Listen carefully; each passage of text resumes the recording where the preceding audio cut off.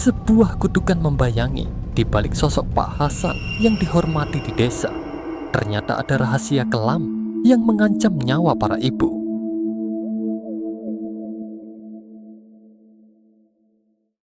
Sekitar tahun 1990-an, di sebuah desa kecil di Rembang, Jawa Tengah, ketakutan tanpa nama mulai merayap. Setiap kelahiran bayi seolah membawa kutukan terselubung. Karena tak lama setelah seorang bayi lahir, nyawa ibu yang melahirkannya terancam diambil sebagai tumbal pesugihan. Para ibu baru terpaksa hidup dalam ketakutan, karena satu demi satu, nyawa ibu di desa kami melayang. Dan tak ada penjelasan yang jelas, selain satu desas-desus yang semakin kuat. Pesugihan Pak Hasan. Pak Hasan baru saja pindah ke desa kami, menempati rumah besar di ujung desa yang menghadap langsung ke ladang luas. Meski baru, sosoknya tidak asing bagi para warga, terutama karena ia sering terlibat di acara-acara besar desa, termasuk mengadakan syukuran besar untuk merayakan kepindahannya ke rumah baru. Orang-orang ramai datang, membawa harapan baik dan rasa hormat. Kerabat saya termasuk yang hadir, dan di antara sajian yang disuguhkan, ia tertarik dengan nasi berkatan yang tampak istimewa. Tanpa curiga, ia menyantap hidangan itu. Malam itu, selepas acara syukuran, kerabat saya mengalami sesuatu yang tak pernah ia lupakan. Dalam remang malam, sosok hitam besar muncul di hadapannya dengan kuku panjang dan taring yang mencuat dari mulutnya yang menyeringai lebar. Sosok itu mendekat, hampir menerkam, sebelum tiba-tiba menghilang saat kerabat saya meraih tasbih di sakunya. Setelah kejadian itu, ia ketakutan dan menceritakan kepada warga lain.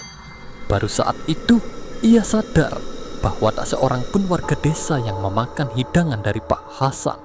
Mereka semua telah memperingatkan diri mereka sendiri untuk menjauhi apapun yang berhubungan dengannya.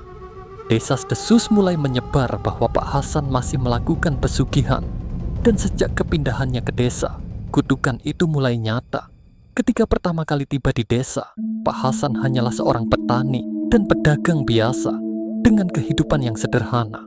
Namun, secara mengejutkan, dalam waktu singkat, ia mulai hidup dengan kemewahan yang sulit dijelaskan. Rumahnya yang kecil berubah menjadi bangunan megah. Mobil-mobil mewah mengisi halaman. Dan tidak lama setelah itu, ia berangkat ke Tanah Suci untuk haji. Warga sempat berpikir, mungkin ini hasil kerja kerasnya selama bertahun-tahun. Namun, ketika cerita tentang tumbal pesugihan mulai mencuat, banyak yang menyadari bahwa kekayaannya datang bersamaan dengan misteri kematian yang menakutkan. Istri Pak Hasan juga berperan dalam membuat warga merasa resah. Setiap ada ibu yang baru melahirkan, ia selalu menjadi orang pertama yang datang menjenguk, bahkan pada keluarga yang tak terlalu dekat. Awalnya, warga mengira itu bentuk kebaikan dan perhatian. Namun, lama-kelamaan, setiap kali istri Pak Hasan datang berkunjung, ibu yang baru saja melahirkan akan meninggal dalam hitungan hari. Pada awalnya, mereka mengira ini hanyalah kebetulan, sebuah takdir yang tak dapat dihindari. Tapi setelah lebih dari 10 ibu meninggal dengan pola yang sama, warga mulai curiga. Pertanyaan yang tak terjawab terngiang-ngiang. Mengapa semua ibu yang dijenguk Pak Hasan dan istrinya selalu berakhir sama? Di tengah keresahan ini, seorang ibu yang hendak melahirkan, kita sebut saja Bu Tini, mulai merasa ketakutan. Keluarganya pun khawatir dengan rumor yang beredar. Setelah berdiskusi panjang, keluarganya memutuskan untuk membawanya ke desa sebelah setelah ia melahirkan. Berkat tindakan pencegahan ini, Bu Tini berhasil selamat dari kutukan itu, dan hingga hari ini masih hidup bersama anak dan cucunya. Pengalaman Bu Tini menyebar ke ibu-ibu lain yang akhirnya mulai mengikuti cara yang sama. Karena inilah kehadiran istri Pak Hasan tidak lagi diinginkan di desa, dan ia semakin sulit untuk mendekati para ibu baru. Namun, Pak Hasan tidak berhenti. Ketika desas-desus menyebar, ia mengubah targetnya. Kali ini orang-orang sakit dan lanjut usia menjadi incarannya. Dengan dalih menjenguk orang sakit, ia akan mendekati mereka. Dan tak lama setelah kunjungannya, pasien itu akan meninggal.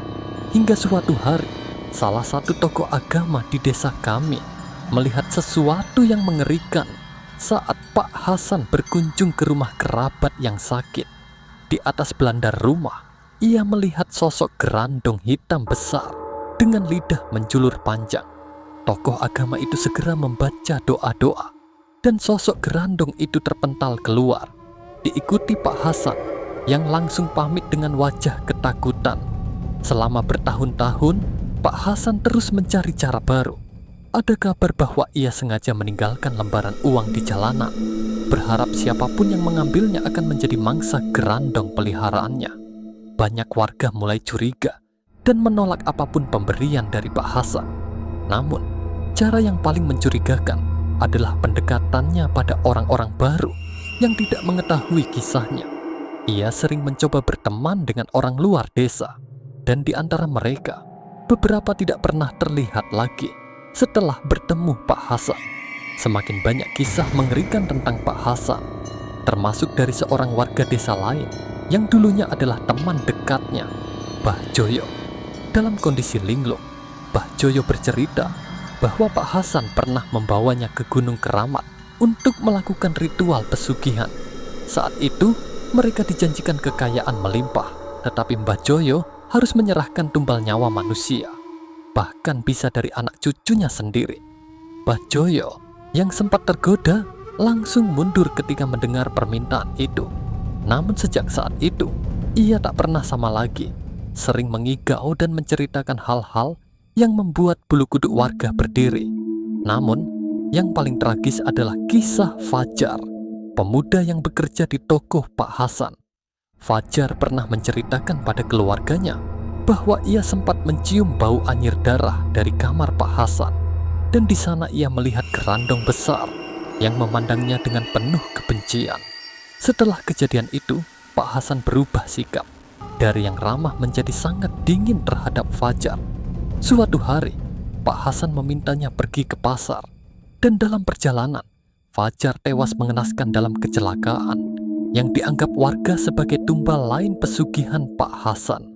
Hari-hari berlalu, tetapi aktivitas mencurigakan Pak Hasan belum sepenuhnya berhenti. Meskipun sudah sulit mendekati warga desa kami, ia mulai mengincar orang-orang di luar desa.